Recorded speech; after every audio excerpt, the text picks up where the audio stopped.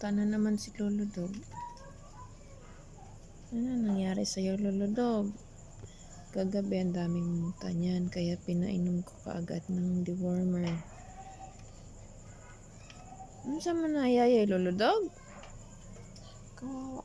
Naawa ako sa kanya. Ay naman na, umanan. Tapos na tong kumain, napakain ko na. Ewan ko ba't di pa umalis.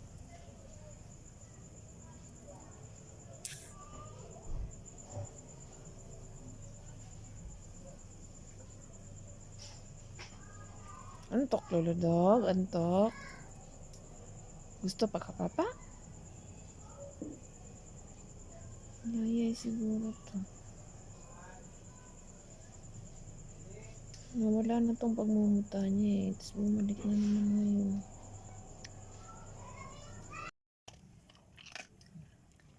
Dog food na lang kasi wala na rice. Hindi pa kasi nakakain ng mga dogs dito sa bahay. Tapos konti lang ang kanin. Kaya dog food na lang sa kanya. Siguro inaantay niya to kasi usually kasi isang cup ng dog food yung ano nila kakainin, tapos isang malaking